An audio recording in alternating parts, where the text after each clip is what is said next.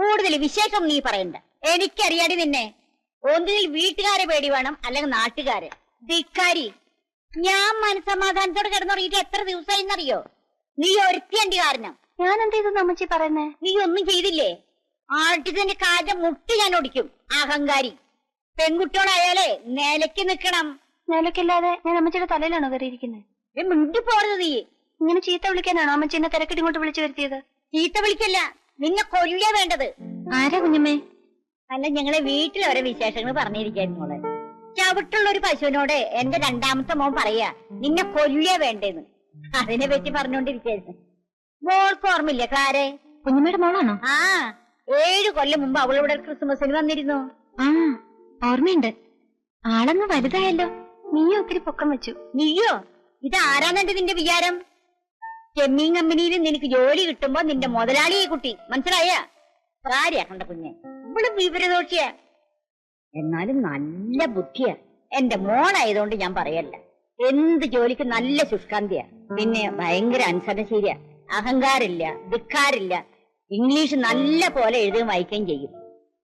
മോള് നല്ലൊരു ജോലി ചേച്ചിക്ക് ശരിയാക്കി കൊടുക്കും. ഞാൻ നോക്കട്ടെ. അയ്യോ, നോക്കിയേ പോരാ, ശരിയാക്കണം.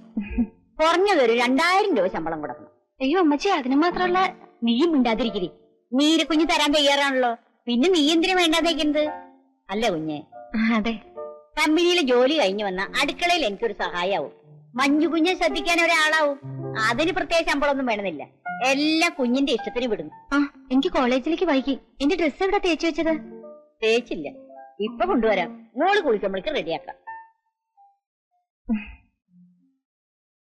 നിന്നെ കുറിച്ചേ ഇതിൽ കൂടുതൽ നുണ പറയാണെന്ന് എനിക്ക് വയ്യ.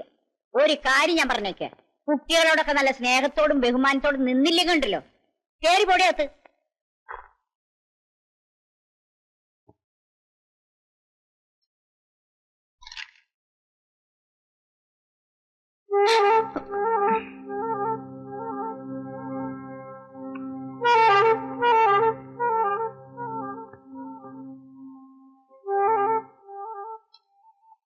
Yes. No. What? Yes. Who are you? വേല ഇറക്കണ്ട. വീട്ടിൽ ചെന്നപ്പോ 5 മിനിറ്റ് മുമ്പ് വണ്ടി വിട്ടു പോയുള്ളൂ എന്ന് പറഞ്ഞു. പിന്നെ ടൗൺ ബസ്സിന് കാത്തു നിന്ന് കഷ്ടപ്പെട്ട് അടിയും ഇടിയും തൊഴിയും കൊണ്ടാണ് ഞാനിവിടെ വന്നിരിക്കുന്നത്.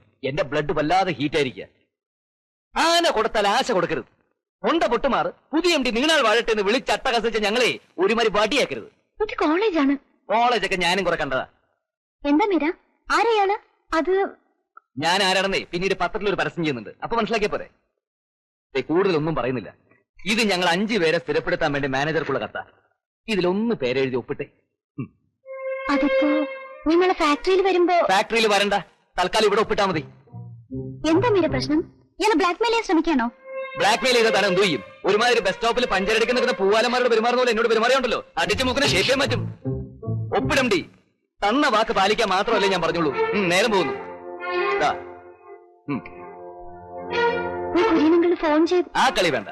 ഒപ്പിടാതെ ഞാൻ ഇവിടുന്ന് പോകുന്ന പ്രശ്നമേ ഇല്ല.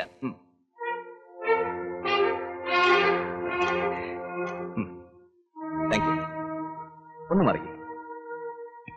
വെറുതെ തെണ്ടി നടക്കാതെ ക്ലാസ്സിൽ പോയിരുന്ന 4 അക്ഷരം പഠിക്കാൻ നോക്കു വച്ചേ. എന്തേ തന്നോടും കൂടിയാ?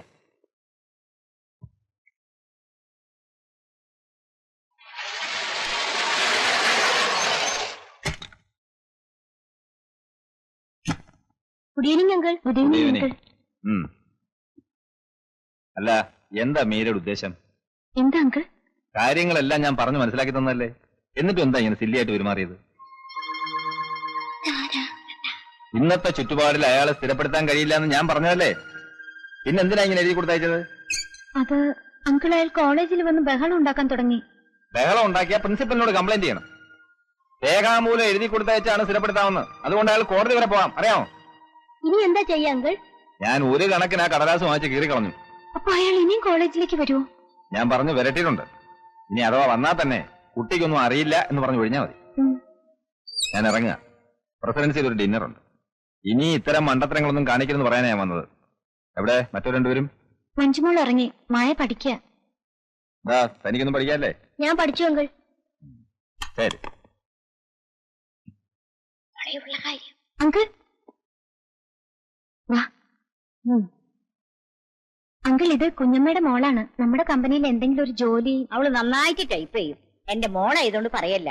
അവള് കാലെടുത്ത് വെക്കുന്നോട്ട് നല്ല ഐശ്വര്യം. എന്താ കുട്ടി വിചാരിക്കുന്നത്? ഫാക്ടറിക്കാരും പിള്ളേർ കളിയാണെന്ന്?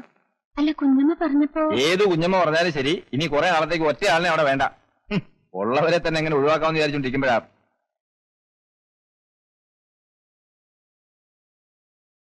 കുഞ്ഞമ്മേ കേട്ടു. ഇത്ര മനുഷ്യപ്പറ്റില്ലാത്ത ആളുകളെ എന്തിനാ മാനേജർമാരായിട്ട് വെക്കുന്നത്? കുട്ടിക്ക് ഇവിടെ ഒരു അധികാരമില്ലേ? കുഞ്ഞമ്മേ, ഒരു 8 കൊല്ലം കഴിഞ്ഞോട്ടെ, പിന്നെ എല്ലാം ഞാൻ നോക്കിക്കോളാം. അതുവരെ ഞാൻ വിളി കൊണ്ട് എവിടെ പോവും? നാട്ടിലേക്ക് തിരിച്ചയച്ചൂടെ? മോളിങ്ങോട് വന്നൊരു കാര്യം പറയട്ടെ. ഇനി മോളോട് ഞാനോട് സത്യം പറയട്ടെ. എന്താ കുഞ്ഞമ്മേ? ഇവിടെ നാട്ടിലേക്ക് അയച്ചാ ഭയങ്കര കുഴപ്പാ.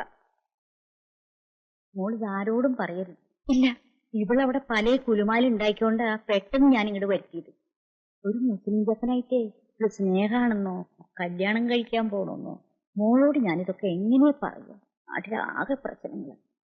എന്തായാലും ഇപ്പൊ അവളവിടെ നിന്ന് ഇറക്കി വിടരുത്. എന്റെ പൊന്നും കൂടെ അല്ലേ. കുഞ്ഞമ്മ സമാധാനിക്ക്, നമുക്ക് വഴിയുണ്ടാക്കാം.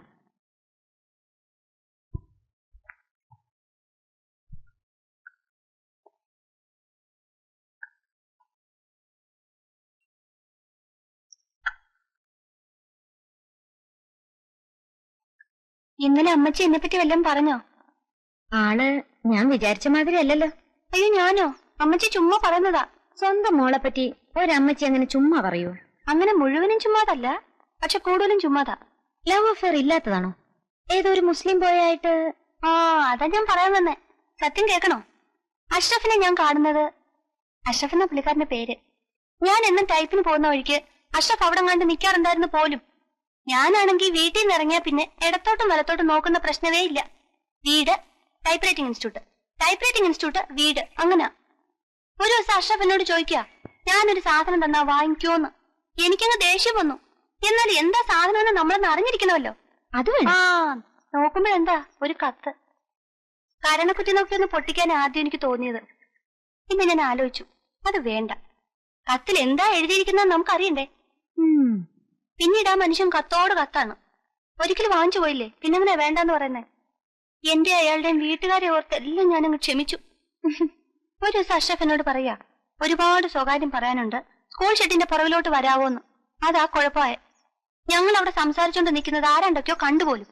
അഷ്റഫ് മുസ്ലിമും ഞാൻ ക്രിസ്ത്യാനിയാണല്ലോ. അതിനുശേഷം ഈ 2 സമുദായക്കാരും തമ്മിൽ ഇല്ലാത്ത പുകലൊന്നുമില്ല. അടിപിടിയും ബഹളം ഒന്നും പറയണ്ട, ഞാനിങ്ങ് പോന്നു. കുഞ്ഞു പറ, എന്റെ ഭാഗത്ത് എന്തെങ്കിലും തെറ്റുണ്ടോ? ഏയ്, ഒരു തെറ്റുമില്ല. അപ്പൊ ക്ലാര കാരണം നാട്ടിലൊരു സാമുദായിക യുദ്ധം നടക്കുകയാണിപ്പോ, അല്ലേ? അത് അവരുടെ ബുദ്ധിമോശം, അല്ലാതെ എന്താ പറയാനാ? കുഞ്ഞിന് എന്നെ പറ്റിയ തെറ്റിദ്ധാരണ ഒന്നുമില്ലല്ലോ. തീരില്ല. അത് മതി. ഇപ്പോഴെനിക്ക് സമാധാനമായത്.